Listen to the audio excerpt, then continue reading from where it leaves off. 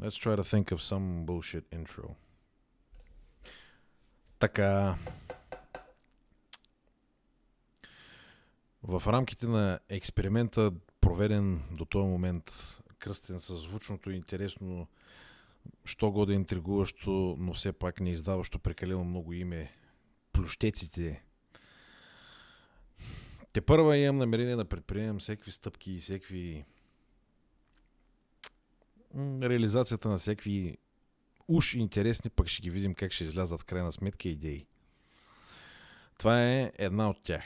Разговор кратък с една дружка, мила моя, от времето ми, когато бях малък, невинен, все още не особено помадрял, не че в момента съм студент. Великобританец, колега мой студент, учеше тогава компютърни науки, интересен човек, със своите си добри и лоши качества. И общо взето нашата дискусия ще е някаква прелюдия, някакво задълбаване и някакъв анализ над някои от интересните неща, които са свързали като приятели, като теми.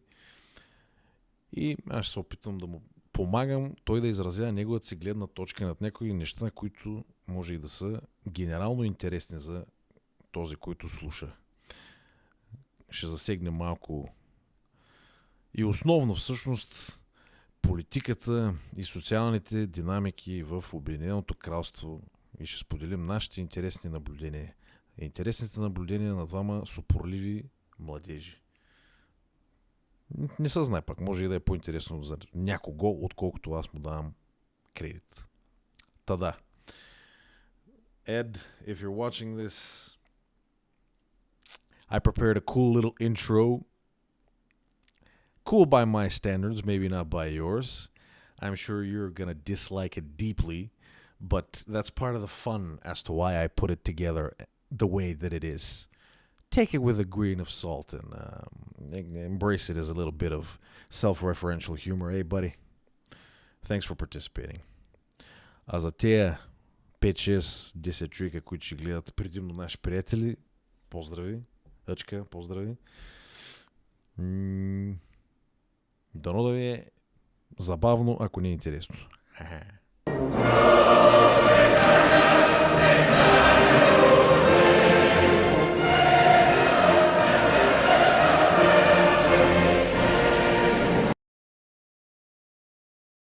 So should I give an introduction in English? You speak in English, man. That's Yeah, the yeah, only language I know as far as... unless you've learned Taiwanese, Chinese, I don't know. I'm learning Mandarin, but nowhere near good enough yet. Ni hao. It's crazy. Yeah. Ni hao. You've learned almost as much as me. Yeah. Also, Zhongyi, which any Chinese people watching, Ting, Tabu, Ni. So I'm Ed. I'm sort of the most bog standard Northern English guy you could think of. Well, maybe not bog standard, but I have been told that I look like the most stereotypical Northern English guy to ever exist. You look like train spotting guy, really, wouldn't you? Yeah. I'm glad I've got the look of a heroin addict. That's maybe that's just the Northern English look. Northern English look. We are very close to Scotland, so we're close to the heroin capital of the world. But we tend to take cocaine in the north, it seems. But I met Dom at Lancaster University. He did law, I did computer science, I now do AI, and I'm unfortunately involved in politics in the UK, which, as you all know, has been absolutely great and has done nothing but increase the reputation of the UK worldwide. A shining reputation as it is. Yes, in 2014, everyone thought of us like Downton Abbey. Yeah. And now everyone looks at us like Trainspotter. Yeah, Trainspotter's a perfect example. Yeah. How the mighty has fallen. But you'll probably know more of me through the podcast. But that's me. Yeah. Okay, so let me do a short intro. in Bulgarian as well. Sure. Okay. And this always feels uncomfortable. I don't know why it's more comfortable to speak in English sometimes. I feel like every single time I switch to my home language, I feel the judgment of my ancestors and my contemporaries upon me somehow. You know. But anyway, здравейте на всички, които не съществувате зрители. Както Ед каза току-що, ние сме приятелчета и верчета от едно време в университета, където съм учил аз, Ланкастър. Човек, който за мен е многообразна личност с много интереси. И днес ще проведем едно късо разговор, че както вече видяхте, за всякакви глупави и интересни уж дано поне да бъдат теми. И да видим какво ще стане. That's it. I essentially just said, hi everybody. As Ed said, he's a buddy of mine from university. An interesting character in my estimate, with a lot of interesting things to say. And today we're going to have a bit of a goofy, quirky conversation. Hopefully you end up entertained. Yeah, well, it was certainly kooky and quirky. We were talking about World War II. That's the goofiest time in human history, isn't it? Well, if you put it in the context that we started off with dildos and then ended up at World War I, I think it's pretty quirky. Quirky. And that happened within 8 minutes. That's got to be the best connection. Yeah. Fastest connection between the two. So Ed, you studied computer science in university, yeah? And now was it your dream and your passion to study computer science? God, no. It's just society. Let's be honest. In the UK, I don't know if it's the same in Bulgaria.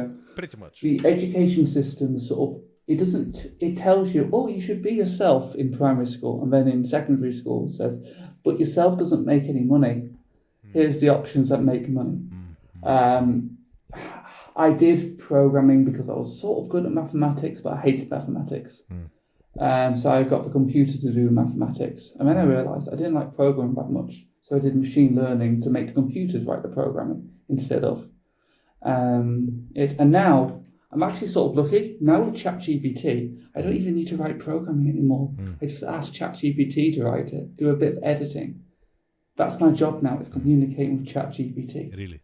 Doesn't that mean that you're on the fast track to potentially get redundant? to put a negative spin on it, if ChatGPT can do it. I don't know. That's a lot of people's concern, I feel. It is. And the thing is, jobs will evolve. They'll be downgraded. They'll be de-skilled. That's true. I don't think it will happen to mine because technically I'm a machine learning engineer.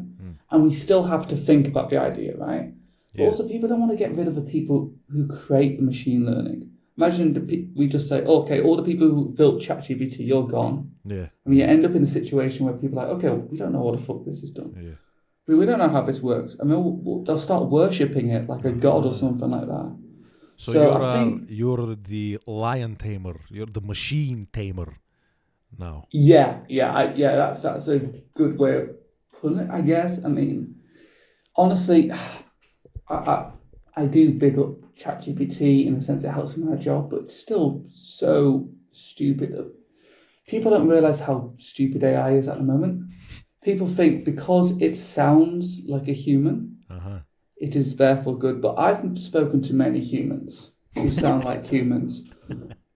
Put it this way, like there's a wise man once said, think of the most average intelligence person you've met in your life. Half the world are dumber than that idiot. And it's the same with machine learning. They're quite low intelligence at the moment. They've got this problem, which is incredibly actually kind of funny. So you know ChatGPT sort of stopped learning in 2022. It got all the data before 2022. If it collected data now, because the majority of things written online have been by ChatGPT now, like a lot of things recently have been created by ChatGPT because people are lazy. If ChatGPT takes that in as data, it gets what's called dementia.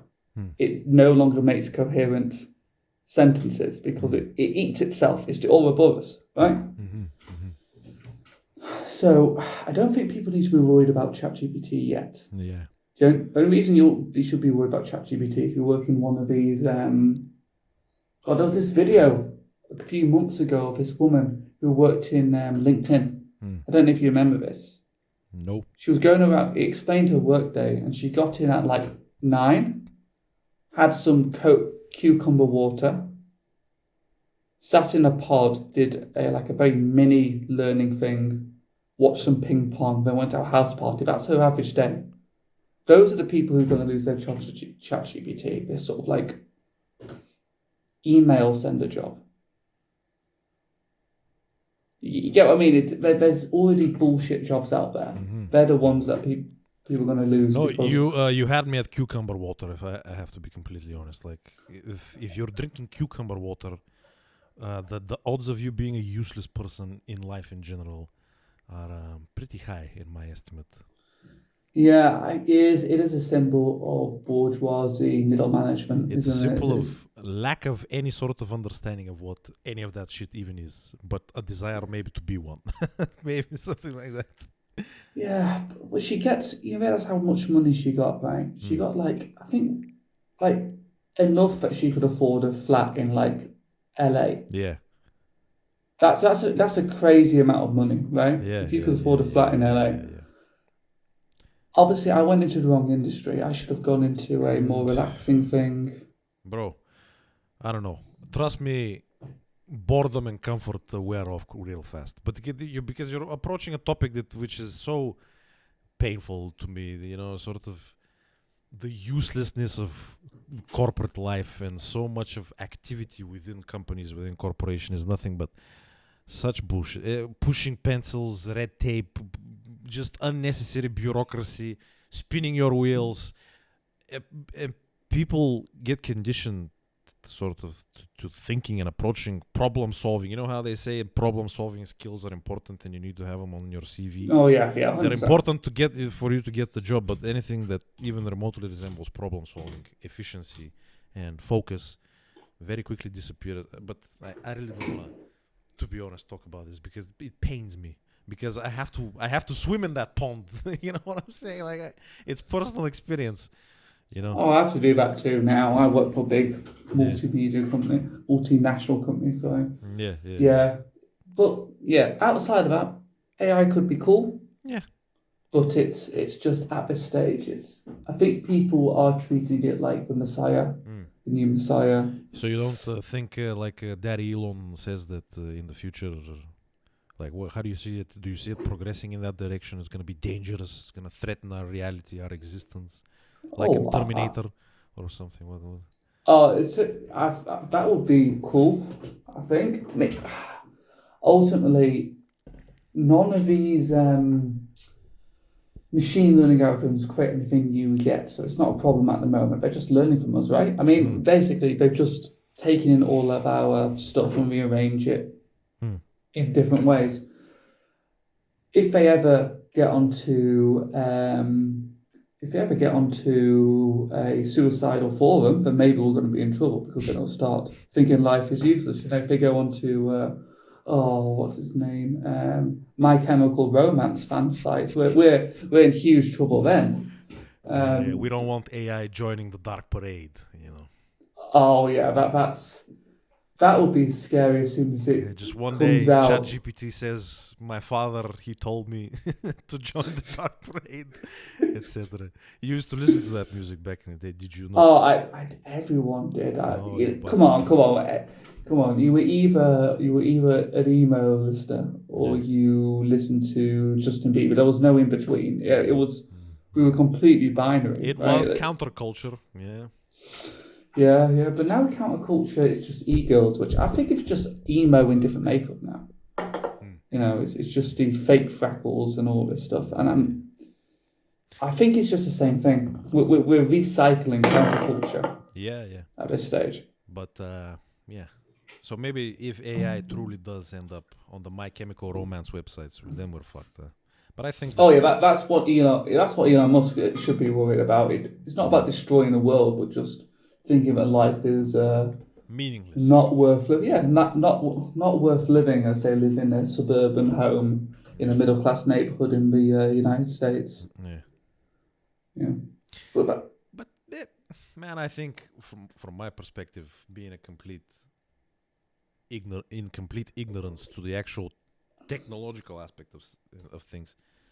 I think it's overblown from the same perspective. Like, that 70s show, they had an episode about how in the 2000s we would be living on Mars and have flying cars and, spaceships would be readily available. And, the Jetsons are supposed to... I think the Jetsons are set in 2050, So, like, people had this vision of the future and of progress, but they sort of underestimate how slowly sometimes and how mundanely technology evolves at the same time as it does make, like, it's a bit of both. It makes these huge leaps and it changes everything, but there's so much of, like, figuring it out as it goes along, fixing it, attending to it. It breaks, it fucks up, it doesn't work the way it's intended to. You have to patch it up, and I think you have a more direct sort of experience with that, seeing as how that's your work.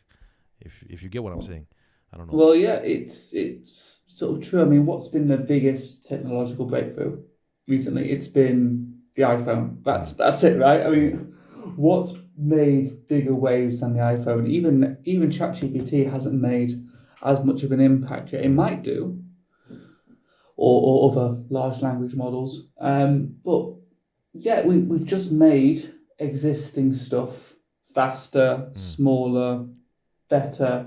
We've made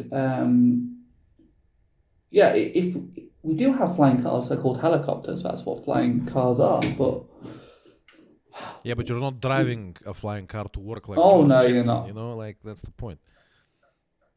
I mean, I honestly believe I've seen some of the videos of how, like, we're talking about billionaires and super wealthy, right? Yeah. They are living like the Jetsons. They have their own personal robot cleaner and everything you can imagine with Jetsons. They have the helicopters. They have all that, but it's too expensive to manufacture right now for working folk like us. Like, helicopters cost a lot of money, and that's the future's lame because things cost money. Yeah.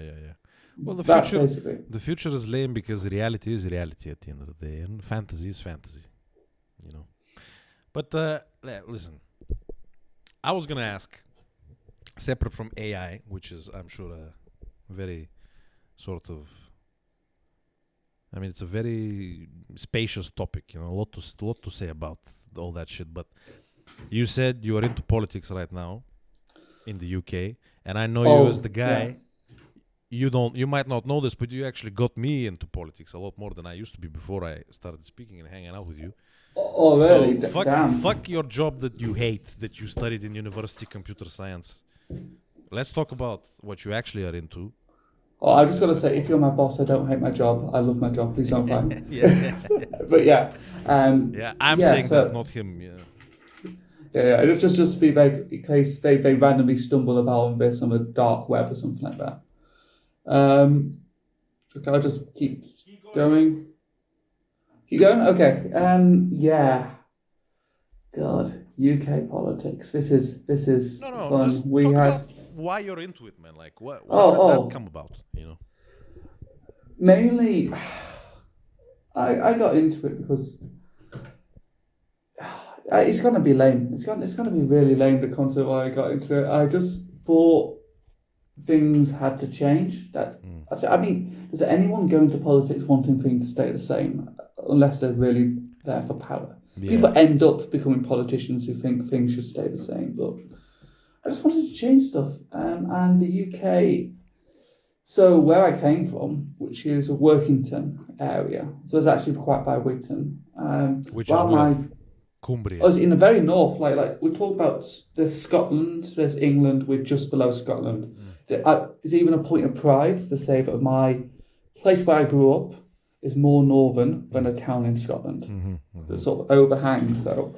And of course, the north of England is more traditionally a sort of working class, poorer, more sort of, how would you describe it, I guess, less developed? Well, less developed. To put it this way, if we were to remove London from the UK, the GDP per capita would drop to below Mississippi. Mm-hmm. It would, the North GDP per capita is probably similar to Serbia in terms of how much money is actually going through. Still better than over here. Well, yeah, we'll talk about that's only because we have places like Manchester, which is probably the strongest city up north economically. But that's because of football. Yeah, that's literally it. We just got loads of money in football. That's helped the town grow. But in many places, particularly where I live, it's a place called the Solway Coast. A lot of people, they're born, they live, they work, they die there without going beyond. People get trapped in the same sort of place.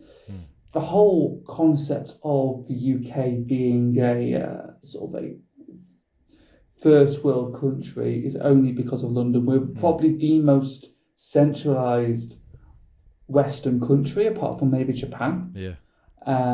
There's not really a second big city. And you could say Birmingham, but Birmingham's gone bankrupt. They literally went bust, and that's not even in the north. It's dire, and we had in 2010. I saw a kid beg for food on the street, but I'd never thought that would happen in the UK. Yeah. So it's weird. You've got this. If people go to London, they'll see where all the money is, especially if they go. That's where I live now. I have to live in London because that's where the jobs are. Yeah. But if you were to go to Workington itself, there's a shopping centre where everything's closed down apart from a burger store and a cinema and a kitchen utensil place. It's really weird. You went to Lancaster. So you saw a university town where there was still money coming into a very small town, so it wasn't as bad. Yeah. But I don't know if you ever went to Morecambe, just above, or to Blackpool. Blackpool. It's a bit of a regret, but to Morecambe I went a few times, but didn't really see much, and I don't think I ever went to Blackpool. But Blackpool, I know from you and other people, has sort of a bad reputation, a bad fame, Precisely because of some of the issues that you're alluding to in sort of your description, poverty, 100%, underdevelopedness, sort of people being stuck in the same place, things like that. I mean, they have there was a street I went to just behind Blackpool Beach that it had crumbled, a house had crumbled, and you weren't allowed to go into that street. Yeah. And apparently that had been up for like 2 years, 3 years. So the UK, when people think of the UK as a rich country, it's London's rich. London's incredibly rich. It's one of the richest places on earth.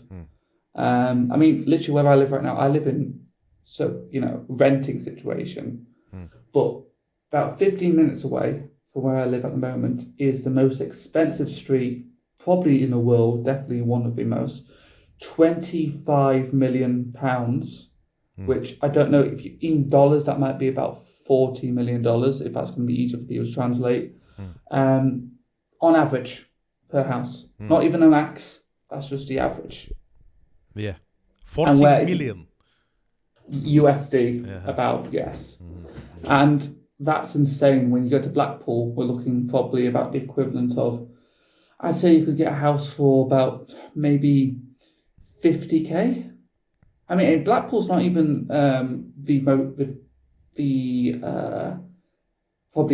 probably actually about 100,000 USD if you want to do translation. But that's not even the worst place. There's a place called Jaywick, which is known as the most poverty-stricken place in the UK, and that's in the very south. It's sort of unique. And there's this street which literally it's just been torn up. There's nothing there, and people are taking drugs. It's got the highest level of unemployment. There's nothing there, and you get patches all over the UK. It's very weird. We've been told by the UN we've got advanced poverty levels. It's pretty bad.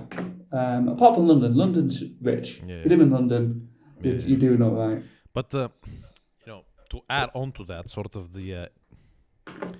allusion in the beginning that we made to train spotting, because that's a point of reference that maybe people would be familiar with. Because obviously the divide between the North and the South and these sort of social, political, economic dynamics is something that you're going to find out about. I mean, I didn't know about that type of stuff until I moved over there and I spoke to people like you, mostly you maybe, I don't know, who are from the actual country, who understand sort of the internal dynamics and the issues of the place. But externally, people would not maybe be as aware of sort of the divide itself and these dynamics. So, the movie itself, the train spotting movie, do you think it's like illustrative of a lot of what we just spoke about and even sort of the depths to which it can get to, because you can speak about on top of poverty is related to a lot of drug problems and those are more maybe common in the North. They're probably common in the capital, London, too, but it's a different sort of drug, though, isn't it? As they relate to poverty, maybe, and sort of lack of development and lack of opportunities for people in the North specifically, as opposed to the South and as opposed to London, Blackpool, I think, is very famous specifically for use of narcotics and all that. So, that's the situation. The train spotting situation is very sort of illustrative of a lot of problems that you have all over there in the north of England and going up to Scotland, etc., etc. Or am I off on that assessment? No, I think train spotting is probably more close to how the situation in Scotland. It is slightly different to the north. But there's some similarity, maybe. There is some similarity. Yeah, I mean, it all happened with in the 80s, everything got deregulated. Essentially, the UK turned from a industrial country, and a lot of industry was actually outside of London because it was cheap to build land there. Loads of people, so entire communities were based around this, and it was very true in Scotland, in particular. But then Margaret Thatcher came in and basically got rid of this industry, the coal miner strikes, and there's a lot of story there, and shifted all the power to social sort of services. So that's why London became big. She deregulated the city. Those of bankers got money. They shifted the economy away from the north to there, and that led to areas without opportunity. That was basically how it works. If you take these communities were built around, say, a mine or a factory, and when you've got nothing to replace that, people want to be comfortable ultimately, right? If they can't be comfortable with a paycheck, a job they feel that they can do, a community around them, well, what's the quickest way of getting comfort? Drugs. And this happened in Scotland quite badly. We're not talking about the same level of as the US is having right now with its narcotics problem, but we're talking about really bad. Heroin became such a widespread problem in Scotland. I think that's what Train Spotting was sort of about. The guy who writes it also did another fantastic film, or fantastic book that was turned into a film called Filth, James McAvoy, that covered drugs in Scotland as well. But I would say if you watch that film Train Spotting and also watch Daniel Blake, which is a film by a guy called Ken Loach, but he's got controversy around him. I won't go into that now. But that you can sort of see the side of the UK which probably people who live outside of London or the north are more aware of. The underbelly, so to speak. The underbelly, and you had in the north, particularly the northwest, you have quite far right and far left parties that large people join because they're pissed off with the scenario. I think extreme situations lead to the development of extreme political ideologies. Oh yeah, essentially. I think if there's ever going to be a genuine I'm not going to say far left revolution because I think there's no chance of that happening in the UK. But if there were to be a far right revolution in the UK, indeed I say in Europe rather than just UK, I think it would occur from the north of England, just because it feels very volatile. In 2019 there was a big election. I don't know if people in Bulgaria know, but it was between Labour and the Conservatives, and it became based around this north-south divide, and particularly the north being left behind. And the Conservatives won that, and moved a lot of the Labour supporting north areas to the Conservatives because they felt that the Parliament had ignored them over Brexit. And I'm not going to go into like the benefits, pros and cons of Brexit, but a lot of people saw Brexit as a way to express how annoyed they were with the status quo that started in the 80s and continued to the 90s. A lot of people were like, okay, well, this is the first time I may actually have power to physically change something. Let's vote for it. And then Parliament sort of divvied on it. They got into squabbles, internal fights, and I think I'm getting a bit on a tangent, but the idea is that it's a particularly I think it's a very volatile place because of the issues that surrounds there, and I think Scotland is volatile in a different way. But that's being funneled into independence rather than I get what you're saying. Yeah. But yeah, man. So ultimately, the picture that we're trying to paint and maybe convey to people who might not be aware is that, it's easy from, let's say, an immigrant's perspective to look at the United Kingdom necessarily as this monolithical place of opportunity. Maybe some people look at it as as an exciting adventure, and other maybe look at it more as sort of like a table filled with delicious food that they could sort of pick at, But it's easy to see from an immigrant's perspective. I think they generally are. In sort of a cliched manner, the places like, rich and plentiful, and there's a lot to be given around. So let's go there and let's try to, benefit from that. But at the same time, everything sort of has a darker side to it. And in the UK particularly, the darker side to the processes and the dynamics within the society reflect specifically in the north of England, and people living there in certain ways, and sort of there's a lot of negative impact and a lot of negativity and a lot of darkness, especially in that part, which is in contrast to the stereotype, talking about people who, like we said, live with a certain sense of lack of opportunity and lack of options, and poverty, and sort of people spinning their wheels, lack of education, drug use, etc. And that's the environment that you sort of grew up around, right? Well, I was sort of lucky that my parents had to move to the area because it was the only place they could afford a house big enough for two children, which they wanted to do.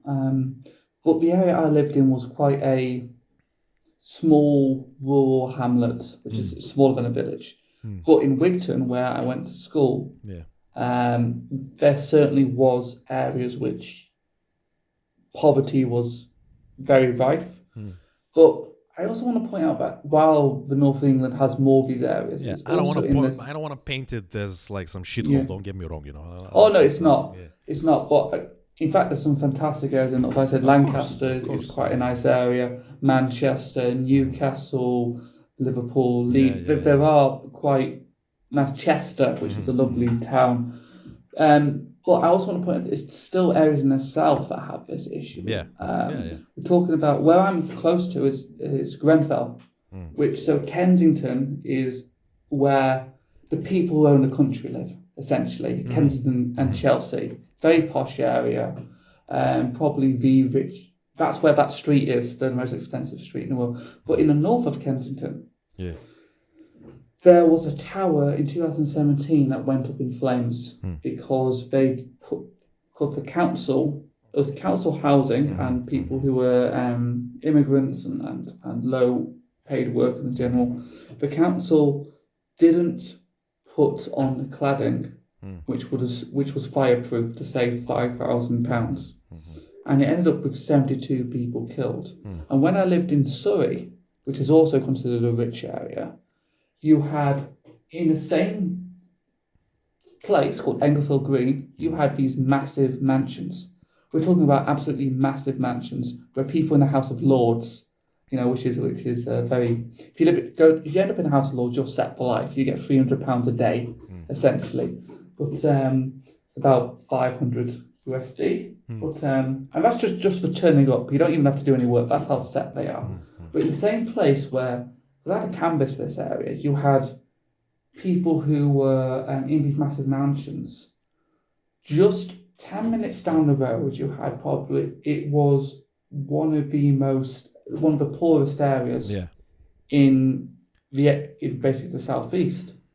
It was an estate, and so it's weird. You have these contrasts in the UK that, as time is going on, there's less middle places, and places either end up into doing well. That's where the money is. So your Surrey, your Manchester, your London, your Leeds area. So money is going there. All places end up completely forgotten. We're talking about your Workington. There's quite a few places that end up just getting lost, and there's places towns where people won't go into the centre anymore because it's sort of destroyed. I think Gloucester is another example. I took my wife to Gloucester. Very struggling town. That's not even in the north, but it's very close to Cheltenham, which has a lot of money because it's the base of the horse shows, and also GCHQ, which is a huge government organisation. So it's just, I don't want to tell people that the UK is a shithole, particularly a bad country. It's not. It has some, and especially if you go up the north, it has some fantastic people. You should meet some fantastic views, but to think it's in the same realm as the US or Germany, France, these places where there is constant money going in, it's not.